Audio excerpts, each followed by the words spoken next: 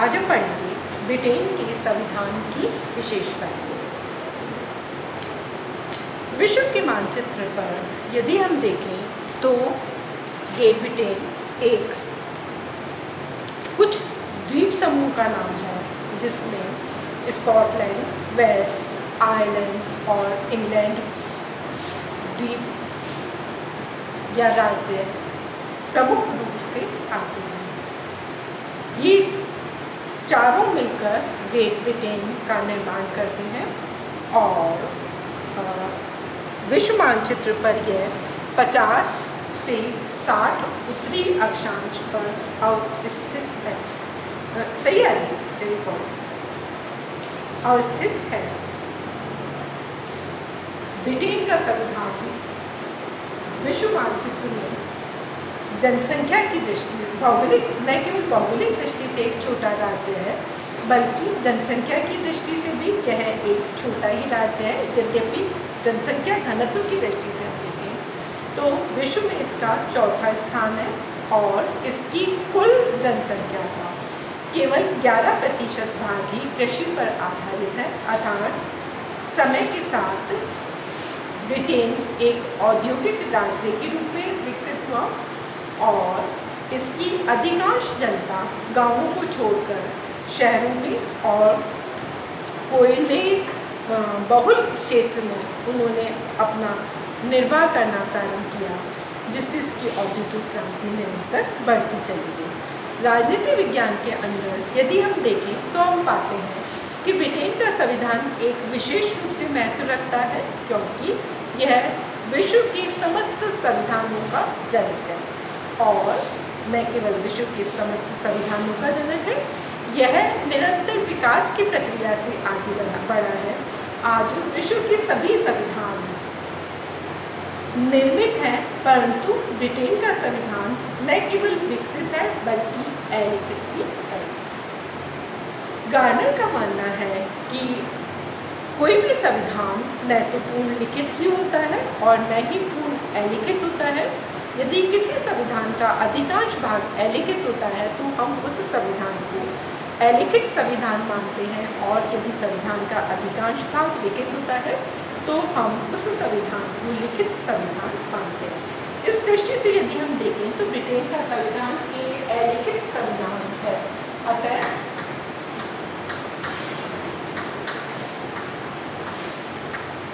क्योंकि ब्रिटेन के संविधान का अधिकांश भाग अलिखित है, क्योंकि ब्रिटेन के संविधान आज भी परंपराओं और रूढ़ियों के आधार पर संचालित हो रहा है। यद्यपि संविधान का कुछ भाग जैसे मैग्ना कार्टा है, अधिकार अधिनियम है, ये लिखित रूप में भी हमें दिखाई देते हैं। इसके साथ ही साथ हम देखते हैं कि ब्रिटेन का संविधान एक विकसित संविधान भी है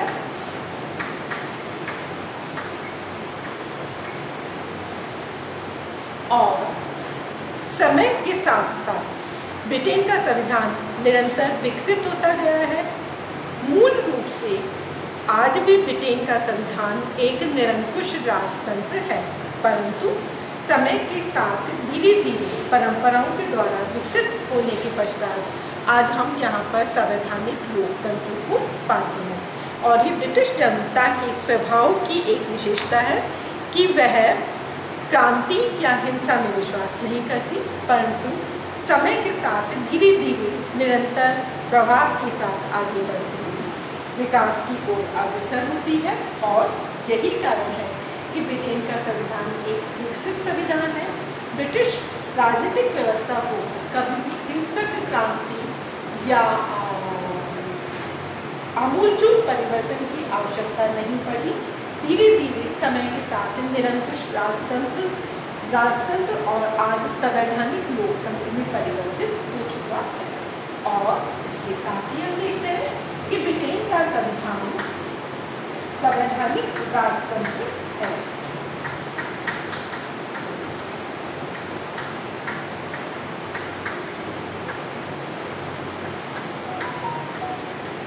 अर्थात ब्रिटेन में आज भी संवैधानिक रूप से राजा उसका अध्यक्ष है और राजा संवैधानिक रूप से अपने समस्त दायित्वों का पालन करता है। यह अलग बात है कि उसके पास विशेष या कोई महत्वपूर्ण शक्ति नहीं है। वह केवल जनता को चेतावनी वह सरकार को चेतावनी दे सकता है, प्रशंसा कर सकता है और उसको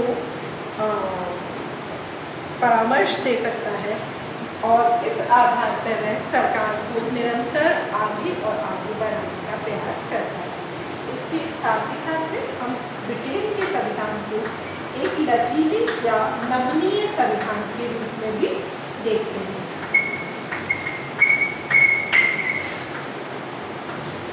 ब्रिटिश संविधान लचीला संविधान है क्योंकि इसके संविधान में और साधारण कानून में परिवर्तन करने की कोई अलग अलग प्रक्रिया नहीं है। ब्रिटिश संसद अपने साधारण बहुमत के द्वारा ही संविधान में परिवर्तन कर देती है, और यही कारण है कि एक निरंकुश राजतंत्र से ब्रिटेन में हम संवैधानिक लोकतंत्र को स्थापित हुआ पाते हैं।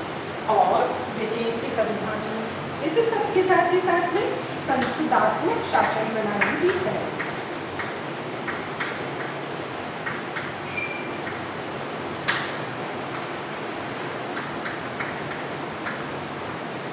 जैसा कि आप सभी को पता होगा कि कार्यपालिका और व्यवस्थापिका के संबंधों के आधार पर हम किसी भी लोकतांत्रिक सरकार को संसदात्मक और अध्यक्षात्मक शासन प्रणाली में विभाजित करते हैं। यदि कार्यपालिका और व्यवस्थापिका में घनिष्ठ संबंध है, कार्यपालिका अपने दिन प्रतिदिन के कार्यों के लिए व्यवस्थापिका के प्रति उत्तरदायी है, तो वह संसदात्मक शासन प्रणाली होती है। ब्रिटिश सरकार न केवल संसदात्मक शासन प्रणाली के कारण प्रसिद्ध है, बल्कि यह विश्व की समस्त संसदों की जननी भी है। चाहे विश्व में किसी भी देश में कोई सी भी शासन प्रणाली या किसी भी प्रकार की व्यवस्था रही हो, वह ब्रिटिश संसद से प्रभावित रही है।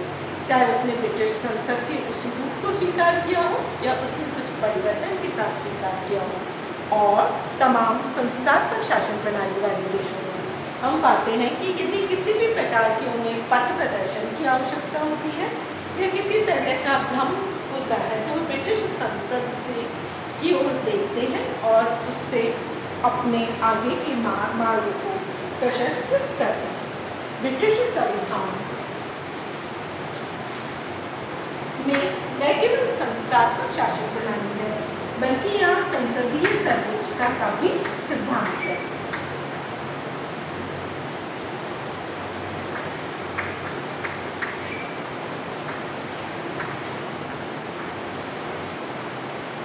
जहाँ अमेरिका अपनी संवैधानिक सर्वोच्चता के लिए जाना जाता है, वहीं ब्रिटेन अपनी संसदीय सर्वोच्चता के कारण जाना जाता है।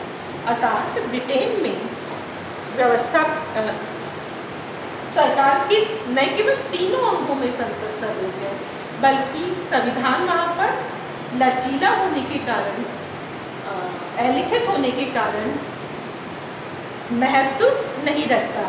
वहाँ संविधान वही है जो कि संसद कह रही है, और इसीलिए डी टॉकविल तो यहाँ तक कहते हैं कि ब्रिटेन में संविधान नाम की कोई चीज़ ही नहीं है, क्योंकि संविधान वहाँ का अलिखित है और संविधान वही है। संविधान उसी रूप में होता है जैसा कि संसद चाहती है, और संसद अपने साधारण बहुमत से संविधान के किसी भी भाग में परिवर्तन कर सकती है। जनता अपने जनमत संग्रह के द्वारा या न्यायपालिका अपने न्यायिक पुनरावलोकन के द्वारा उसमें किसी भी न्यायालय अपने न्यायिक पुनरावलोकन के द्वारा उसमें परिवर्तन नहीं कर सकते हैं। संसदात्मक शासन प्रणाली के साथ ही साथ हम देखते हैं कि ब्रिटेन में द्विसदनात्मक व्यवस्था है।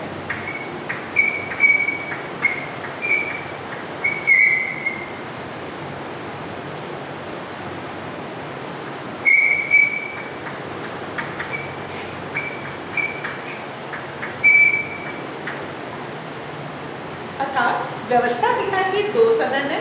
पहला लॉर्ड सभा जो कि उच्च सदन है, जिसमें जो पहला और दूसरा कॉमन सभा है जो कि जनप्रतिनिधियों का सदन है, जो कि लोकतांत्रिक शासन प्रणाली का प्रतिनिधित्व करती है। इसके साथ ही साथ हम देखते हैं कि ब्रिटेन के संविधान के कथनी और सिद्धांत, कथनी और या कह दीजिए सिद्धांत और व्यवहार में अंतर है।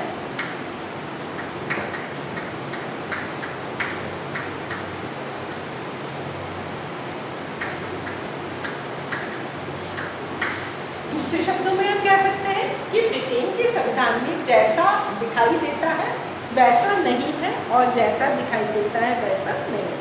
यदि आप ब्रिटिश संविधान को देखेंगे तो आपको लगेगा कि वहाँ पर निरंकुश राजतंत्र है और राजा के पास असीमित शक्तियाँ हैं, परंतु जब हम व्यवहार में देखते हैं तो पाते हैं कि राजा के पास केवल नाम मात्र की शक्तियाँ हैं। राजा केवल नाम मात्र का संवैधानिक अध्यक्ष है। अतः ब्रिटिश संविधान के बारे में यह कहा गया है कि वहाँ सिद्धांत और व्यवहार में अंतर है। न केवल सिद्धांत और व्यवहार में अंतर है, बल्कि ब्रिटिश संविधान के अंदर एक मिश्रित शासन प्रणाली भी है।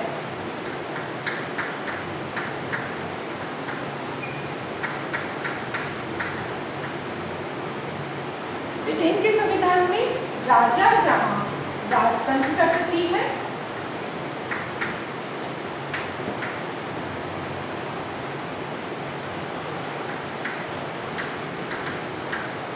ब्रिटेन का सम्राट राजतंत्र का प्रतीक है, ब्रिटेन की लॉर्ड सभा खुली तंत्र का प्रतीक है,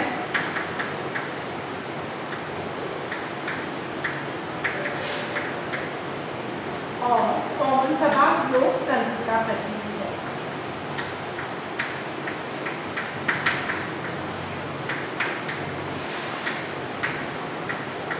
तो विश्व में ब्रिटेन का संविधान ही एक ऐसा संविधान है जो राजतंत्र, कुलीनतंत्र और लोकतंत्र तीनों के समन्वय पर आधारित है।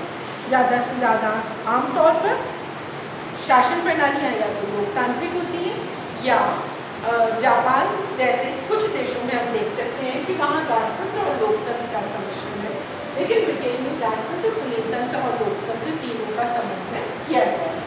और इसके साथ ही साथ हम देखते हैं कि ब्रिटिश संविधान के अंदर संवैधानिक संस्थाओं, संवैधानिक परंपराओं या अभिसमय का विशेष महत्व है।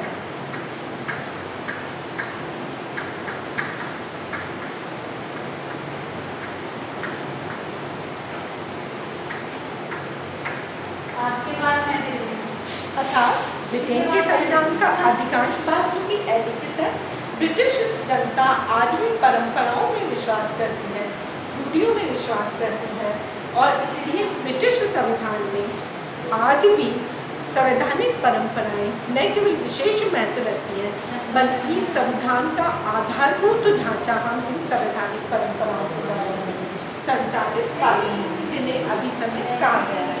ब्रिटेन में इसके साथ ही साथ हम विधि का शासन भी पाते हैं। विधि का शासन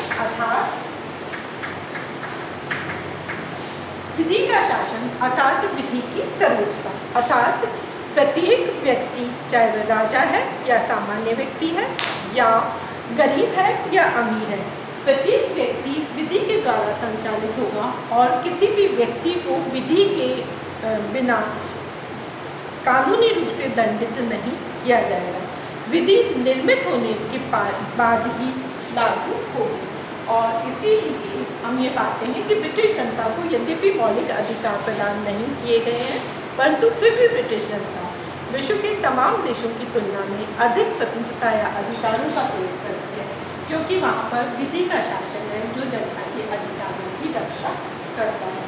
विधि के शासन के साथ ही साथ हम पाते हैं कि ब्रिटेन के अंदर जो प्रशासन है वह तटस्थ एवं स्थायी प्रशासन है।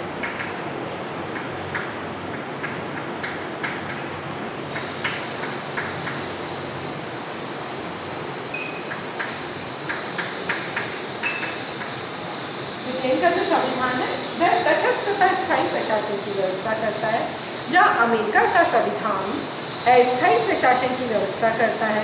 वहाँ जब भी कोई राष्ट्रपति आता है तो अपने साथ अधिकारियों की एक लंबी श्रृंखला को लेकर आता है, और जब राष्ट्रपति जाता है तो उसके साथ ही साथ में अधिकारियों की जो लंबी श्रृंखला थी वह चली जाती है। लेकिन ब्रिटेन में प्रशासन स्थायी है, चाहे सरकार किसी भी पार्टी की बने, प्रशासन वही रहता है, और प्रशासन किसी भी सरकार या किसी भी राजनीतिक दल के प्रति अपनी आस्था या स्वामित्व सिद्ध नहीं करता। उसके लिए किसी भी दल की सरकार उसका दल नहीं बल्कि उसकी जो शीर्षता है या जो उसका सरकार होना है वह महत्व रखता है। और इन सबके साथ ही साथ हम देखते हैं कि ब्रिटेन का संविधान एक धर्मनिरपेक्ष राज्य नहीं है।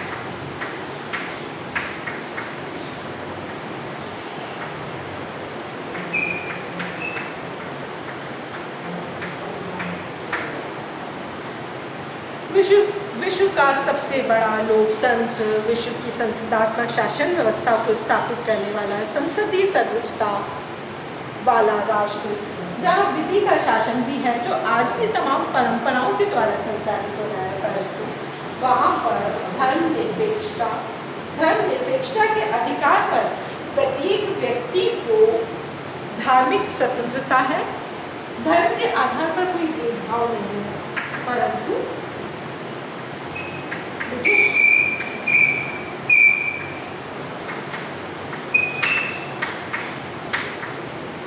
ब्रिटिश जनता को धार्मिक स्वतंत्रता है। वे किसी भी धर्म का पालन कर सकते हैं, परंतु किसी भी धर्म का पालन करने वाला व्यक्ति प्रधानमंत्री भी बन सकता है, परंतु किसी भी धर्म का व्यक्ति वहाँ सम्राट नहीं बन सकता। उसके लिए एक निश्चित धर्म का पालन करना, मुस्लिम धर्म का पालन करना जरूरी है। तो इस प्रकार से हम देखते हैं कि ब्रिटेन का जो संविधान है वह एक लचीला, विकसित और संसदात्मक शासन प्रणाली पर आधारित संवैधानिक तंत्रात्मक शासन प्रणाली पर आधारित संविधान है, जो धर्मनिरपेक्षता के आधार पर जनता को अधिकार देता है, स्वतंत्रता भी देता है, परंतु सम्राट के लिए किसी विशेष धर्म के पालन का प्रतिबंध लगा देता है। तो ये हम पढ़ रहे थे ब्रिटेन के संविधान की विशेषताएं। इसके साथ ही साथ हम देखते हैं कि अंतर्राष्ट्रीय या राजनीतिक विज्ञान के विद्यार्थियों के लिए ब्रिटेन के संविधान का एक विशेष महत्व है, क्योंकि ये विश्व की संस्थात्मक शासन प्रणाली का जनक है। यह विश्व की संसदों की जननी है। यह विश्व का सर्वाधिक लचीला संविधान है। यह एकमात्र इस सीमा तक विकसित संविधान है कि जहाँ निर्माण की आवश्यकता ही नहीं पड़ी, जहाँ संविधान सभा के गठन की आवश्यकता ही नहीं पड़ी, और संविधान किसी भी एक लिखित दस्तावेज के रूप में हमें दिखाई ही नहीं देता। कोई भी व्यक्ति इस ब्रिटिश संविधान को एक पुस्तक के रूप में हमारे सामने प्रस्तुत नहीं कर सकता, जिसके कारण कुछ लोगों का तो ये भी कहना है कि ब्रिटेन में संविधान नाम की कोई वस्तु ही नहीं है, जबकि जैसा कि मैंने प्रारंभ में कहा था, संविधान का लिखित होना या अलिखित होना उसके संविधान की औचित्यपूर्णता को सिद्ध नहीं करता, सिद्ध करता है कि वह जनता की आस्थाओं को, जनता के मूल्यों को, जनता की इच्छाओं को किस हद तक क्रियान्वित करता है, जनता का किस हद तक प्रतिबिंब है। और इस दृष्टि से हम देखें तो ब्रिटेन का संविधान हमें एक आदर्श संविधान के रूप में दिखाई देता है, जो समय के साथ निरंतर प्रगतिशील होता ही चला गया। इसीलिए ब्रिटिश संविधान के बारे में कहा जाता है कि वह तो कीचड़ में खिले हुए एक कमल के समान है। एक निरंकुश राजतंत्रात्मक शासन प्रणाली के अंदर एक लोकतांत्रिक शासन प्रणाली का विकास हुआ। चाहे हम अध्यक्षात्मक शासन प्रणाली के हों या हम बहुल कार्यपालिका को स्वीकार करें, या हम संघात्मक हो या एकात्मक हो, ब्रिटेन का जो संविधान है हमारे लिए एक आदर्श संविधान के रूप में है। इसकी एक विशेषता इसकी एकात्मक व्यवस्था भी है, चूँकि ब्रिटेन एक छोटा ही राज्य है, वहाँ पर बहुत अधिक भिन्नता भी नहीं है, और भिन्नता अपने छोटे आकार के कारण, बहुत अधिक विविधता नहीं होने के कारण ब्रिटेन में एकात्मक शासन प्रणाली को स्वीकार किया है। और एकात्मक शासन प्रणाली होने के कारण वहाँ पर एक ही सरकार है, एक ही संसद है और एक ही न्यायपालिका है। इस प्रकार ब्रिटेन में दोहरी शासन प्रणाली नहीं होकर एक एकात्मक शासन व्यवस्था है। यह आज हम पढ़ेगी, हमने पढ़ी ब्रिटेन के संविधान की विशेषताएं। Thank you.